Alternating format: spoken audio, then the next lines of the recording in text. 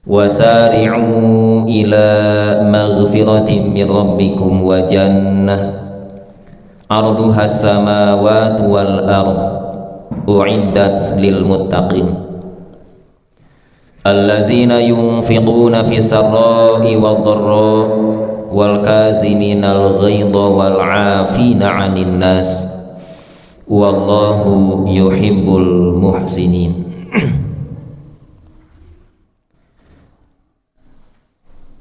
Puji dan syukur milik Allah Subhanahu wa ta'ala. Alhamdulillah, dengan kunroh, irodah dan inayah Allah Subhanahu wa ta'ala, pagi hari ini di hari Ahad pertama, di hari ketiga bulan Mei dan hari yang ke-15 di bulan Zulqa'dah, alhamdulillah Allah masih memberikan nikmat usia, nikmat sehat dan kemampuan untuk terus kita menggunakan bagian nikmat-nikmat ini dalam kebaikan, dalam ketaatan untuk meraih rahmat Allah Subhanahu wa ta'ala. Pada pagi hari ini kita mencoba mengkaji salah satu ayat yang ada di dalam Quran di surah Ali Imran ayat 134 sampai dengan 133 sampai dengan 134, ayat yang berkaitan dengan ketakwaan yang tentu menjadi satu kata yang mudah untuk diucapkan namun tidak mudah untuk dilakukan.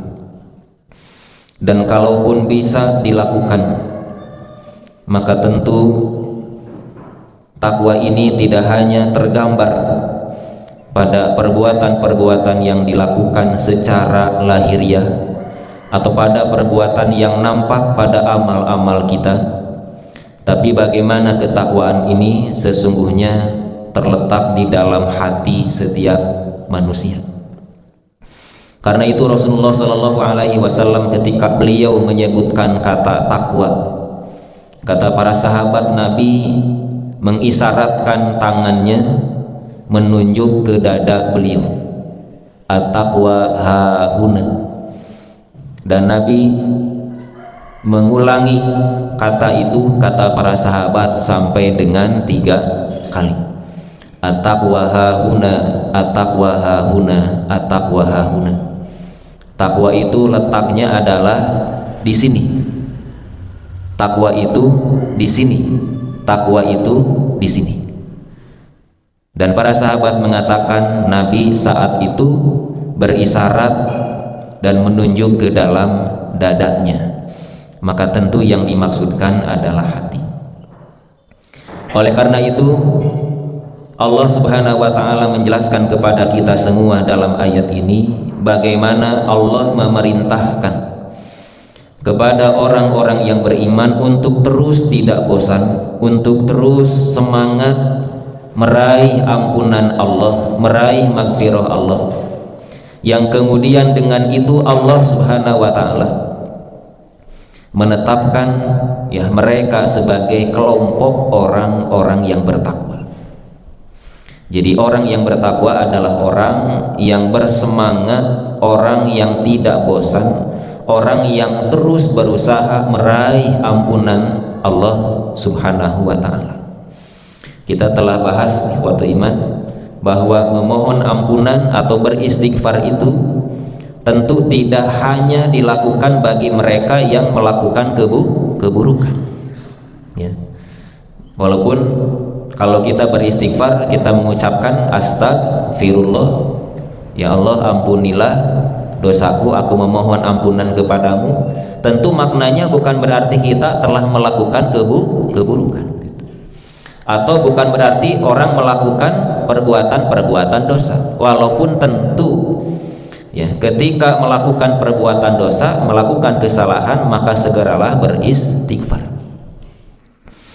Tetapi ya memohon ampunan kepada Allah ya justru disebutkan dalam beberapa ayat. Nabi mengatakan Rasul seringkali beristighfar justru setelah melakukan perintah-perintah Allah. Nya nembe urang salat subuh berjamaah, setelah salam ke kanan ke kiri yang pertama kita lakukan adalah istighfar. Astagfirullah, astagfirullah, astagfirullah. Padahal nembe sholat kan gitu. Setelah melaksanakan ibadah-ibadah lain pun sama ya. Jadi itulah salah satu ciri orang-orang yang bertakwa, yang kemudian dalam ayat ini Allah menyebutkan ada 3 ciri, ada 3 sifat, 3 indikator orang-orang yang disebutkan sebagai orang-orang yang bertakwa. Dalam ayatnya Allah Subhanahu wa taala berfirman, kita kira makalahnya diperintah mung ayat 18 tadi teh. Ayat nu tiasa ngeprint santri. Tasna ayat aya. Laptop nama ayat kartu ngeprint nih aya. Nu kertasna ayat aya. Ketika bujeng di fotokopi jantan di print. Allah Subhanahu wa taala berfirman surah Ali Imran ayat 133 134. Wasari'u ila maghfiratin mir rabbikum wa jannah 'arduhas samawati wal ardh u'iddat lil muttaqin. Dan bersegeralah kalian kepada ampunan dari Tuhan kalian dan kepada surga yang luasnya seluas langit dan bumi, yang disediakan untuk orang-orang yang bertakwa. Jadi Allah mengawali dalam ayat ini dengan kata bersegera ya, atau perintah berlomba. Bersegera kepada apa? Satu, kepada maghfirah, ampunan Allah. Jadi ampunan itu harus disegerakan, diusahakan untuk diraih, didapatkan ya. Dan yang kedua wajannah, dan juga bersegera meraih surga ya. Jadi bersegeralah kepada ampunan dari Tuhan kalian dan kepada surga. Jadi ada 2 yang Allah perintahkan kepada kita untuk diraih, diusahakan, didapatkan. 1 magfirah, 2 jannah gitu. 1 ampunan, yang kedua surga ya. Kalau dalam tafsir dibahas oleh para ahli tafsir, kenapa Allah mendahulukan kata magfirah daripada surga? Ini juga sering tersampaikan.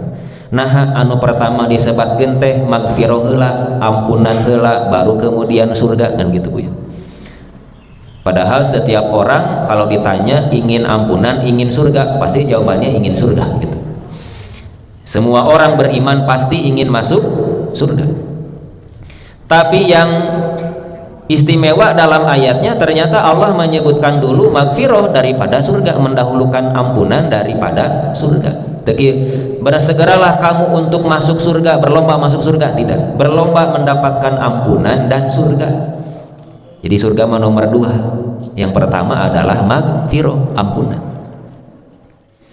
Nah, kata para ulama ya, kata para ahli tafsir, karena tidak akan ada orang yang berhak yang bisa masuk surga kecuali dia sudah mendapatkan ampunan terlebih dahulu. Gitu pemahamannya. Jadi moal aya nu tiasa lepas surga saha wae ge lamun can dihampura dosa-dosana kan gitu. Kalau dia belum mendapatkan magfirah dari Allah. Pala yastahiqu duhulal jannah man lam yatatahhar minaz dzunubi wal asam, kata para ulama. Orang itu tidak mungkin masuk surga kalau dia belum disucikan, belum dibersihkan minaz dzunub, dari perkara-perkara dosa, wal asam, dan kesalahan-kesalahan. Mata kelamun orang Bu tara istighfar ke Allah, komo loba dosa mah gitu, tara pernah istighfar kumaha teh ya, moal dihapus meureun kitu ya. Walaupun para ulama juga mengatakan istighfar itu tidak cukup dengan lisan, tidak cukup dengan perkataan tecekap ku astagfirullah hungkul gitu, tapi juga dibarengi dengan perbuatan perbuatan. Apa perbuatan istighfar itu? Yang melaksanakan segala perintah Allah. Itu istighfar dengan perbuatan. Seperti kemarin kita baru saja melewati bulan suci Ramadan. Selama 1 bulan kita melaksanakan ibadah siang malam. Kanggo naon, Bu? Salah satunya apa? Ingin meraih ampunan gitu. Ingin meraih maghfirah, bukan sekadar pahala. Maka Nabi memang menjanjikan begitu kan. Siapa yang saum Ramadan karena iman dan mengharap pahala, maka Allah ampuni dosa-dosanya. Ya, bahkan Nabi seringkali juga menyampaikan ada orang yang rugi padahal dia diberi kesempatan bertemu dengan bulan Ramadan, bahkan disebut orang yang celaka. Bagaimana celaka di bulan Ramadan itu? Kata Nabi, Ramadannya datang kepada dia, kemudian berlalu Ramadannya, falam yughfar lahu, tapi dosana angger kene. Jadi artinya dia tidak mendapatkan pengampunan, tidak mendapatkan maghfirah. Kata Nabi, mereka termasuk orang yang celaka di bulan Ramadan. Dan sakedah nama ketika Ramadan tiba, ya, kemudian Ramadan berlalu, dosa oke bersih gitu, Bu. Kan makanya kenapa orang teh ingin bertemu dengan Ramadan, ya, ingin mendapatkan kesempatan Ramadan, karena satu-satunya kesempatan besar menghapus dosa gitu. Sampai Nabi mengatakan kawal kayaumin waladatu ummu, seperti bayi yang terlahir kembali, bersih tak aya dosa. Dan biasa berasa sih, Bu, Ramadan teh 2 sasinya, Ramadan, Syawal, Zulqa'dah, namanya 2 sasi. Tah kade ulah di kotoran deui gitu. Urang teh kerek siga bayi yang baru dilahirkan, ya, bersih dari dosa. Itu ciri Ramadan yang sukses, berhasil, ya. Nah, maka Allah juga mengatakan dalam ayat ini, raihlah, berusaha segera meraih maghfirah. Dengan apa? Dengan salah satunya melaksanakan perintah-perintah Allah. Ya. Sok sanaos terus we ngadeg lu istighfar, tapi salat henteu gitu. Puasa Ramadan henteu, cik kinten-kinten nak turun moal maghfirah napa? Moal. Istighfar tuluy, minta ampunan tuluy, tapi ari ngalaksankeun parentahna henteu. Maka para ulama mengatakan fi'lul kazzabin itu justru ciri orang-orang yang dusta. Ongko hayang panghampura tapi teu ngalaksanakeun parentahna begitu. Maka jangan diharapkan maghfirah itu akan bisa diraih. Nah, jadi kenapa didahulukan maghfirah? Karena orang pasti akan masuk surga kalau dosanya sudah dibersihkan oleh Allah, sudah disucikan dari dosa-dosanya. Saya seringkali mencontohkan sederhana, siga baju budak urang begitu punya nu kotor bobolokot tos dianggo mengbal, ya, cik lamun kira-kira na baju kotor dikamanakeun, atuh ya dikeuman heula begitunya, dicuci na ge Bu make gitu segala rupa sudah dibersihkan, dijemur, kemudian disetrika, diwangikan, sup we kana lomari kan gitunya. Sok sanaos acukna mahal, oke, anggar we kotor mah kana mesin cuci. Ibu meser acuk lebaran 1 juta, anggar we kana mesin cuci kotor gitunya. Ya, jadi seperti itulah manusia. Kalau kotor tidak mungkin masuk surga. Maka dibersihkan dulu. Nah, pembersihnya itu adalah melaksanakan perintah. Nah, baru yang kedua, wajannah, dan surga yang luasnya seluas langit dan bumi. U'iddat lil muttaqin, yang Allah sediakan bagi orang-orang yang bertakwa. Maka keberhasilan Ramadan teh apa cirinya? Menjadi orang yang bertakwa dan terus meningkat ketakwaannya pasca ditinggalkan oleh Ramadan itu. Itu sudah kita bahas. Nah, lalu siapakah orang-orang yang bertakwa itu, yang meraih ampunan dan masuk surga itu? Bagaimana indikatornya, sifat-sifatnya? Gitu punya Pak. Nah, oleh Allah dijelaskan dalam ayat selanjutnya, ya, Ali Imran 134.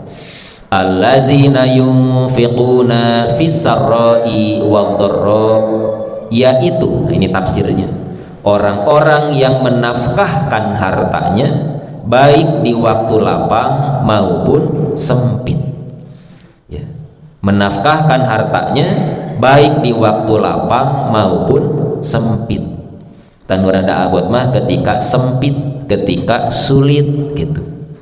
Da ari aya mah tentang tos moal sesah. Ini mah walaupun sulit, sempit, tapi masih bisa menafkahkan hartanya. Ini yang berat. Wal kaziminal ghaidha, dan orang-orang yang menahan amarahnya ya. Apalagi ketika dia pada posisi terzolimi gitu, maka tidak mudah untuk mengendalikan amarah atau menahan emosi, itu tidak mudah. Makanya Nabi mengatakan dalam hadisnya, laisa syadidu bisur'ah, orang yang kuat itu bukan orang yang bisa membanting lawannya, nu hebat lain tukang geluh gitu. Tapi orang yang bisa menahan amarah, orang yang bisa mengendalikan emosi ya. Makanya takwa tidak semudah kata teh tah nu dua itu Pak, bukan perkara mudah Pak. Menafkahkan harta di saat sempit, menjaga mengendalikan emosi, padahal orang bisa males pan dari nafsu mah gitu ya Pak. Orang terzolimi misalnya, lalu satu ketika orang bisa males pan hayangna lebih tinggi tuh orang teh dina hate mah gitu ya Pak. Tapi ternyata Allah mengatakan ciri orang bertakwa ma al-kaziminal ghaid, selalu menahan amarah. Lain teu bisa ngambek gitu. Ya, tapi dia bisa mengendalikan amarah atau emosinya. Ya. Kadang-kadang tadi teh di mana wae ge sok bisa jadi urang teh ngadak-ngadak ambek atau emosi nya. Komo bapak-bapak mah di jalan ya, tapi piampekeun teh loba. Jadi lamun kurang-kurang sabar mah urang teh hayang saluan gitu. Tiba-tiba pan jeger ke tukang, hayangna mah pan urang teh ngambek. Urang teu salah teu naon jadi tubruk atau nya. Nah, itu tidak mudah. Nah, yang ketiga, nah ini juga berkaitan Pak, wal afina 'anin nas, memaafkan kesalahan orang. Ieu mah komo abot pan hayang nama males urang teh ya, tapi ternyata ku urang dihampura, dimaafkan ya, mudah atau berat tuh berat. Da karakter manusia mah hayangna males, komo keur mampu. Tapi Allah mengatakan karakter orang bertakwa mah tidak begitu. Mereka menahan, menjaga, mengendalikan emosi plus memaafkan kesalahan orang ya. Kan kadang-kadang punten punya ari ngahampura mah ngahampura punten dia mah, tapi dina jero hate masih keneh ngageremet eta gitu. Nya teh bari nafsu teh hampuranya nya dihampura berarti artinya ngageremet keneh gitu. Ikhlas teh tuh, makanya kan Nabi menyebutkan at-taqwa hahuna, takwa mah di dieu ya, tidak bisa dilihat semata-mata dari amalan lahiriah, karena katinggalna mah memaafkan, hampurana nya dihampura lah bari ayalah sekarang. Berarti hatena mah ngageremet keneh teh ya. Non ngageremet teh bahasa Indonesia na ngagurutu menggerutu ya, dendam kesumatna gitu nya, masih keneh dendam kesumat.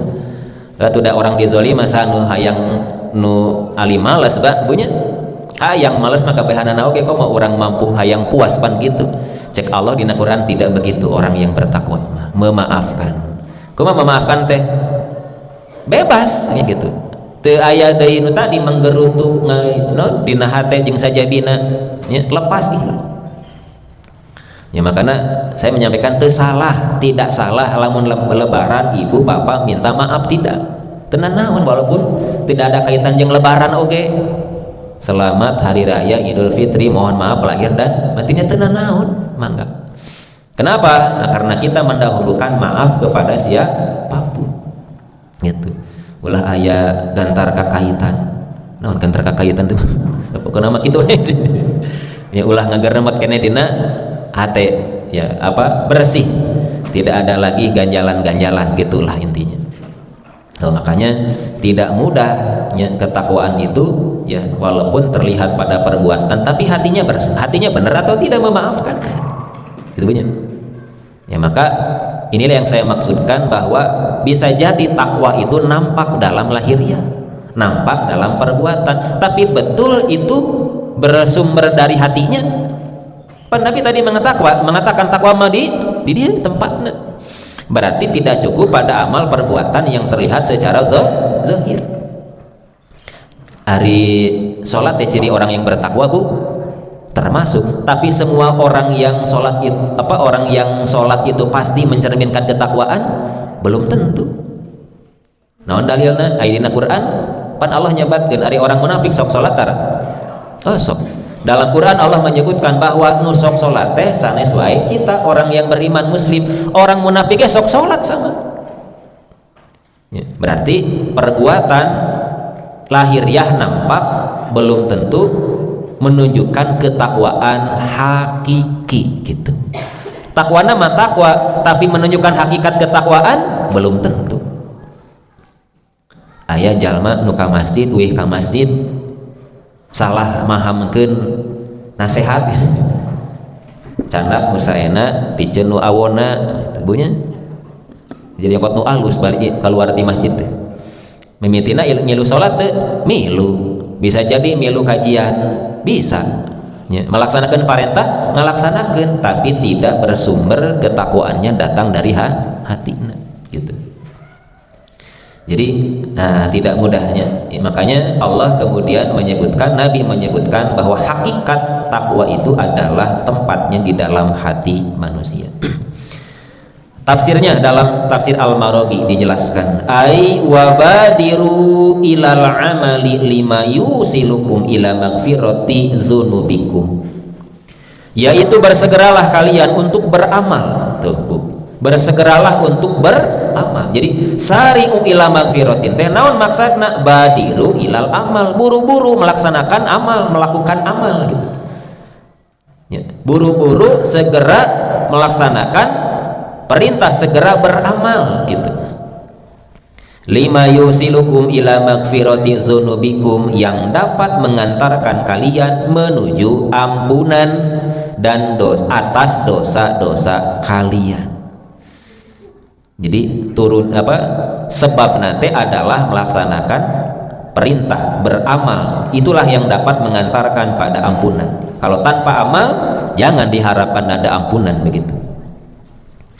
Wa yudkhilukum jannatan wasi'atal mada, dan memasukkan kalian ke dalam surga yang sangat luas jangkauannya. A'adahallahu limanitaqahu, yang telah Allah persiapkan bagi siapa saja yang bertakwa kepadanya. Yang bagaimana orang bertakwa itu? Al-Maraghi mengatakan wamtasala awamirahu wa taraka nawahiyahu. Orang yang bertakwa adalah orang yang mematuhi perintah-perintahnya serta menjauhi larangan-larangannya. Definisi nama gitu takwa tanya Pak Bu. Jadi konsep takwa itu apa? Melaksanakan perintah, mematuhi perintah, menjauhi larangan. Itulah orang yang bertakwa, ciri orang yang bertakwa. Tapi apakah hakikat ketakwaan itu ada pada dirinya? Belum tentu. Resiko tadi teh apa? Ya, orang munafik juga bisa sholat mah, tapi menunjukkan hakikat ketakwaan belum tentu.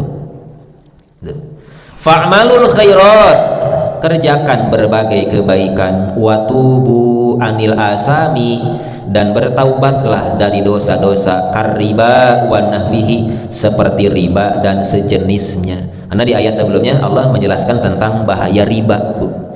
Ya, maka di sini Allah menjelaskan, menyebutkan mintalah ampunan kepada Allah. Yang dimaksudkan salah satunya adalah bertaubat dari perbuatan dosa, salah satunya adalah riba.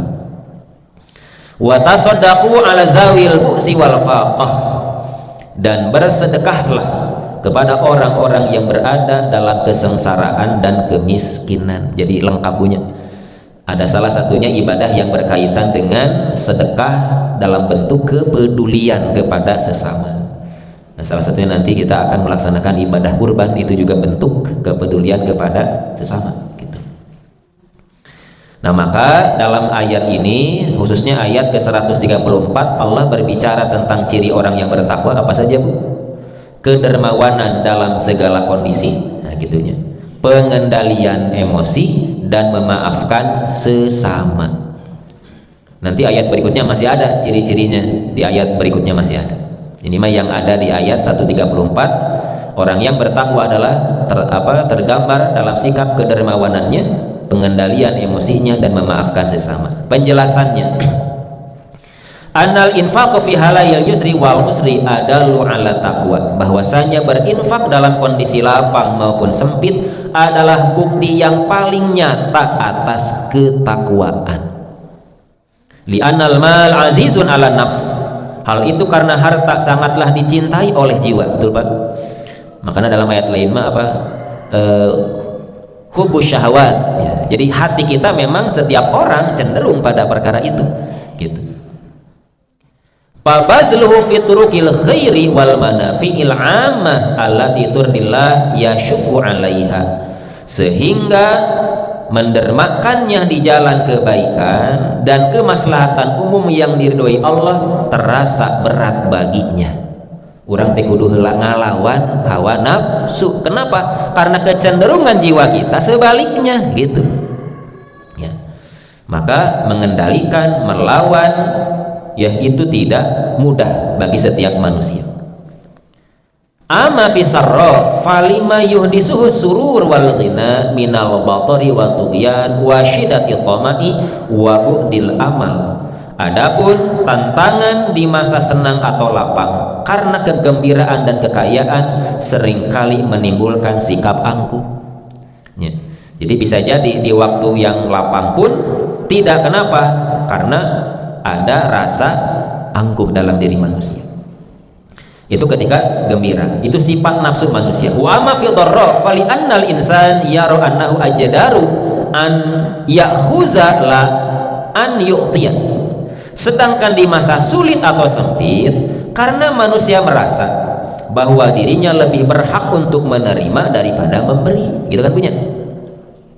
Kenapa ini tidak mudah? Karena manusia, ya sahur Imam Al-Marwazi, ketika dia diberikan keluasan, kenapa berat?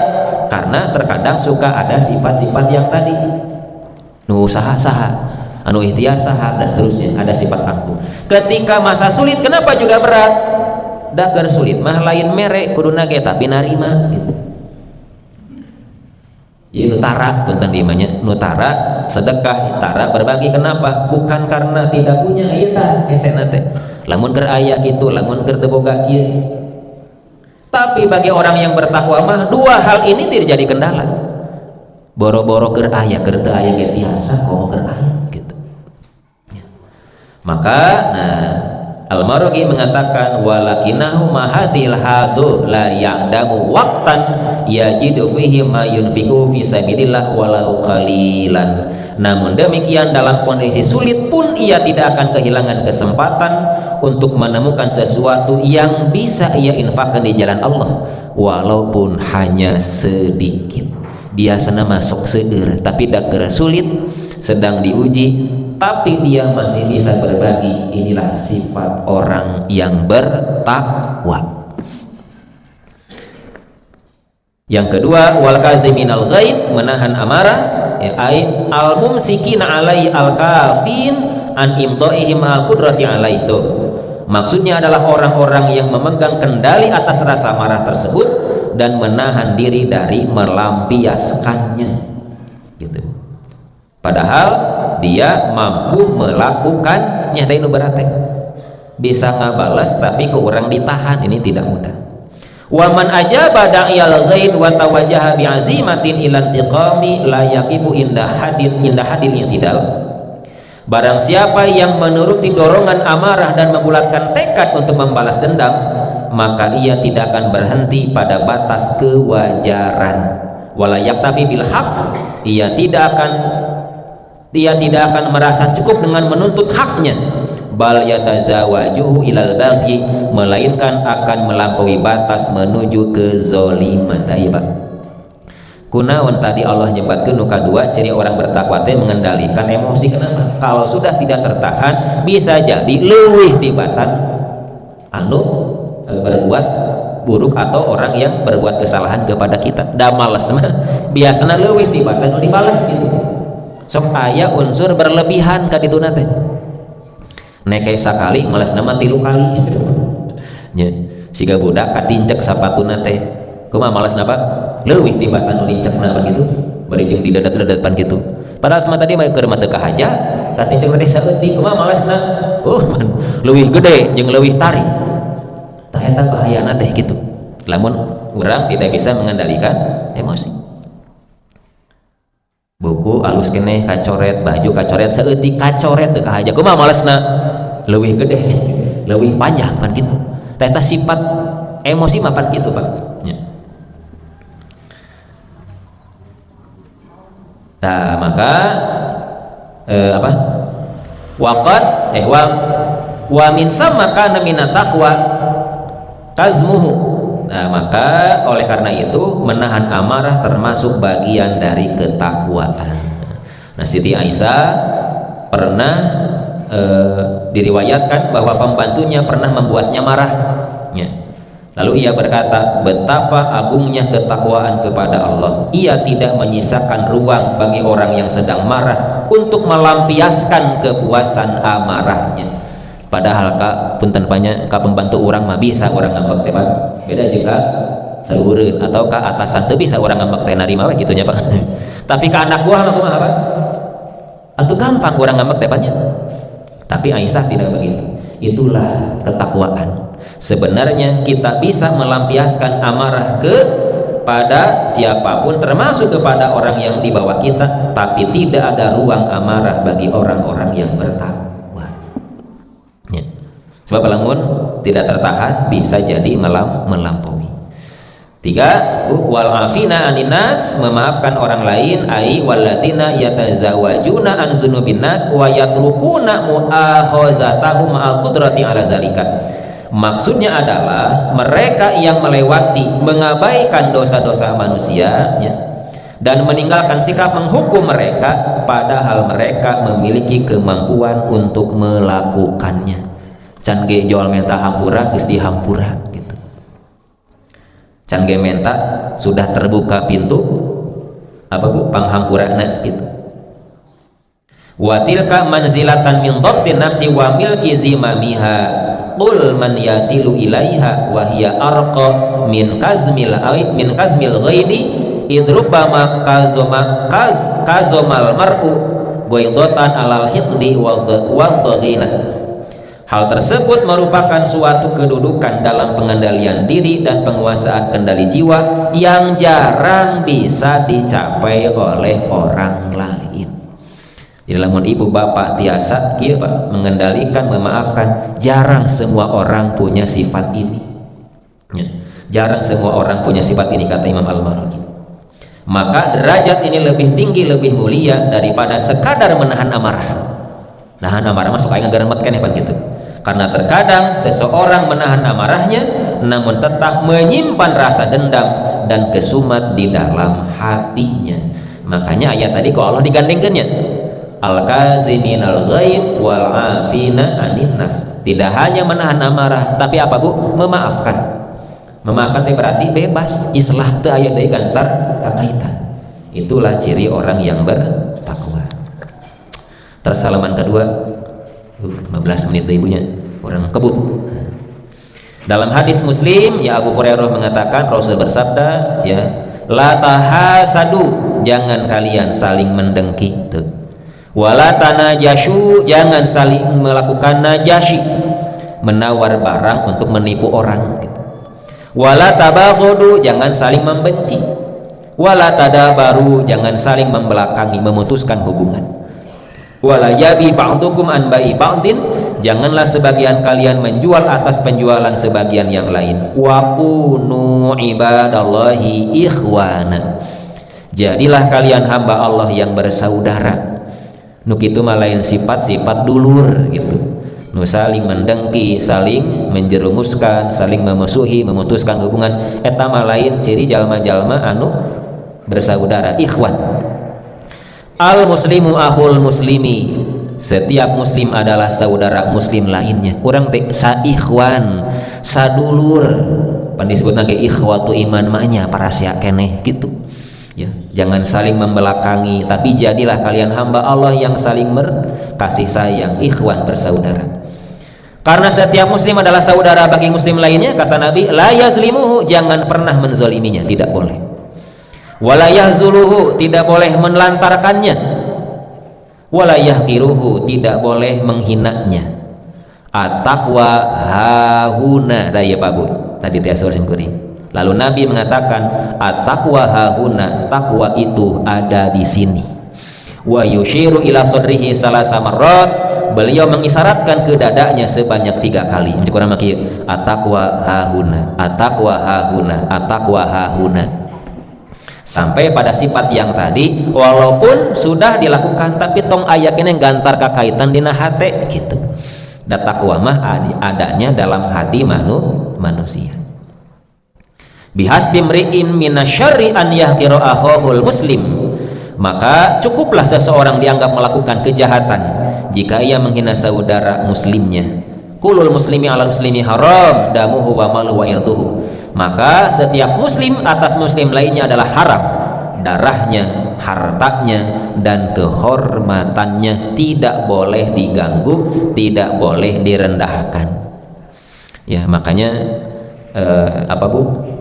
Sesuatu kezaliman itu Nabi mengatakan yang terjadi sesama manusia biasanya tidak lebih pada 3/4, tidak urusan ini, urusan darah, urusan harta, dan kehormatan.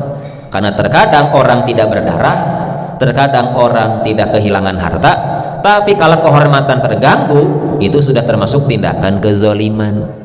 Maka jangan pernah kita berprasangka buruk kepada siapapun, walaupun ya tidak menyebabkan luka, tapi luka hati bisa lebih berat. Nah, sehingga ka ayeuna paneta urusan ijazah teu bereskeun nepi ka ayeuna. Ya. Andaikan itu benar, ya, andaikan tidak benar, pan kehormatan orang sudah rusak, gitu. Tapi lamun benar banyak lain tuduhan, berarti tema bukti, gitu. Ya, makanya kita tidak boleh mengganggu kehormatan seseorang, karena kalaupun tidak ada luka di tubuhnya, nah, kehormatannya sudah terganggu, dan itu bisa jadi lebih daripada luka yang ada dalam tubuh. Nyeri hati mah teu sarua jeung nyeri awak. Nyeri awak mau kumaha Bu? Meuli obat we. Mun nyeri hati naon obatna? Hese teh. Kadang saminggu teu beres keneh, sabulan teu beres keneh. Ya. Jadi nyeri hati mah ya, itu tidak lebih berat daripada sakit di badan kita. Penjelasannya sedikit di bawah. At-taqwa hahuna, takwa ada di sini. Apa maksudnya? Bahwa amal-amal lahiriah saja tidaklah menghasilkan, ini kata Asyuyuti, atau menunjukkan adanya ketakwaan yang hakiki pada diri seseorang. Gitu punya. Sekali lagi Bu, naon maksana takwa di sini teh? Ya. Jadi lain nurutan lagu orang mah, pan sakitnya di sini orang mah takwa. Takwa di dia. Naon maksudna Bu? Tuh, kata Asyuyuti, bahwa amal lahiriah tidaklah menunjukkan adanya ketakwaan yang hakiki. Ketakwaan itu hanyalah dihasilkan oleh apa yang bersemayam di dalam hati. Berupa apa? Nah, Asyuyuti menunjukkan, menjelaskan, satu, khosyah, rasa takut kepada Allah. Sieun ku Allah matakna urang ngabebaskeun teh. Perasaan selalu diawasi oleh Allah, muraqabah, dan pengagungan terhadap kebesarannya. Sesungguhnya Allah dalam hadis Nabi tidak melihat kepada tubuh-tubuh kalian, hingga akhir hadis, ya. Maka makna melihat bagi Allah di sini adalah pemberian balasan atau mujazah dan penghisabannya. Maksudnya bahwa yang menjadi tolak ukur standar penilaian dalam semua ini adalah apa yang ada di dalam hati. Nabi kan terus nyebatkeun, Allah tidak memandang pada jasad dan rupa kalian, tapi Allah memandang pada ketakwaan. Apa maksudnya? Bukan hanya pada urusan lahiriah, tapi apa yang ada dalam hati manusia. Terus dina Fathul Qawiyul Matin, ya, juga disebutkan takwa di sini artinya bahwasanya ketakwaan itu apabila telah menetap dalam hati, niscaya akan tampak pengaruhnya pada anggota badan dalam bentuk istiqomah dan meninggalkan maksiat. Sungguh Nabi pernah bersabda, ketahuilah sesungguhnya di dalam tubuh itu ada segumpal daging. Jika ia baik, baiklah seluruh tubuh itu, dan jika ia rusak, maka rusaklah seluruh tubuh itu. Apa maksudnya, Bu? Itulah yang disebut dengan hati. Kalau hatinya baik, seluruhnya baik. Hatinya tidak baik, mungkin amalnya pun akan seperti itu. Maka takwa itu, atau takwa yang hakiki itu, kata Ibnu Qayyim al-Jauziyah, adalah seorang hamba hanyalah mampu melalui tahapan-tahapan perjalanan menuju ridho Allah dengan hati dan keinginan yang kuat, bukan sekadar perbuatan anggota badannya.